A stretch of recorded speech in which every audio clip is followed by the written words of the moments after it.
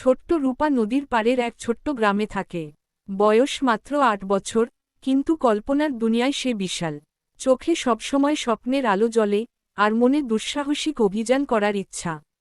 রূপার বাবা একজন মাঝি, নদীতে মাছ ধরে আর যাত্রী পারাপার করে। মা ঘরের কাজ সামলান আর ছোট একটা হাঁস মুরগির খামার দেখেন। রূপার প্রিয় সময় কাটে নদীর ধারে বসে গল্প শোনার মধ্য দিয়ে।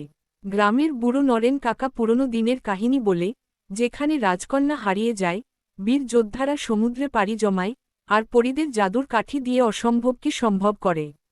রূপার মনে সবসময় প্রশ্ন জাগে, আমার জীবনেও কি কোনো দুঃসাহসিক ঘটনা ঘটবে? একদিন ভোরবেলা রূপা নদীর ধারে হাঁটছিল। হঠাৎ শুনতে পেল একটা মৃদু কান্নার শব্দ।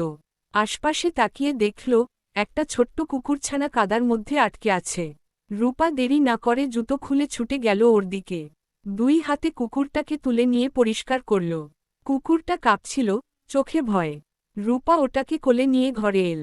মা প্রথমে একটু বিরক্ত হলেন, কিন্তু বাবার হাসিমুখ দেখে মাও রাজি হলেন ওটাকে বাড়িতে রাখতে।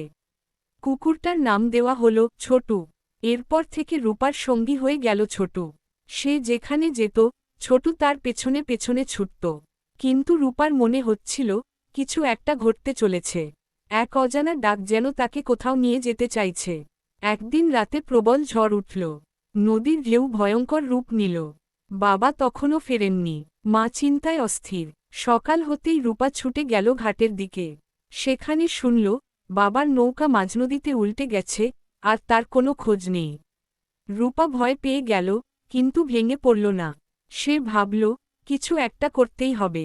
সে ঠিক করল, ছোটুকে সঙ্গে নিয়ে বাবাকে খুঁজতে বেরোবে। সবাই ওকে নিরুৎসাহিত করল, কিন্তু রূপার মনে একটুও ভয় ছিল না। ছোটুকে সঙ্গে নিয়ে সে এক নৌকায় চড়ে বসল। বাতাসে ঝড়ের গন্ধ, নদী তখনও উত্তাল। কিন্তু রূপার চোখে ছিল আত্মবিশ্বাসের আগুন। কয়েক ঘণ্টা পেরিয়ে যাওয়ার পর সে এক আশ্চর্য ঘটনা দেখল। নদীর মাঝখানে একটা পরিত্যক্ত ছোট দ্বীপের মতো কিছু একটা ভেসে আছে।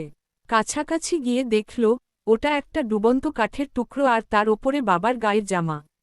রূপা বুঝতে পারল, বাবা কাছাকাছি কোথাও আছেন। ছোট নদীর দিকে তাকিয়ে ঘেউ ঘেউ করতে লাগল। হঠাৎ একটা দমকা বাতাস এলো, আর রূপা শুনতে পেল দূর থেকে কারো ক্ষীণ কণ্ঠস্বর, বাঁচাও। রূপা দ্বীপের ধারে নৌকা বেঁধে নামল। চারদিকে খুঁজতে লাগল। একটা ঝোপের পাশে গিয়ে দেখল, বাবা অচেতন অবস্থায় পড়ে আছেন। হয়তো রাতের ঝড়ে তিনি দ্বীপে ভেসে এসেছিলেন, কিন্তু দুর্বলতার কারণে ফিরে যেতে পারেননি। রূপা বাবাকে ডাকল, কিন্তু তিনি জবাব দিলেন না। রূপা ভয় পেল না, সে বাবার মুখে পানি ছিটিয়ে দিল। আস্তে আস্তে বাবা চোখ খুললেন। তিনি অবাক হয়ে দেখলেন মেয়েকে। কোনোভাবে বাবা মেয়েকে নিয়ে নৌকায় ফিরে এল। রূপা, গ্রামের মানুষজন তাদের দেখে আনন্দে চিৎকার করে উঠল। সবাই বলল, আমাদের ছোট্ট মেয়েটা কত বড় সাহসী। বাবা গর্ব করে বললেন, আজ থেকে আমার রূপা শুধু আমার মেয়ে নয়, সে নদীর বীরাঙ্গনা। সেদিন থেকেই রূপা বুঝল, দুঃসাহসিক অভিযান শুধু গল্পের মধ্যেই থাকে না, বাস্তবেও হতে পারে, যদি মন থেকে ভয় দূর করে এগিয়ে যাওয়া যায়।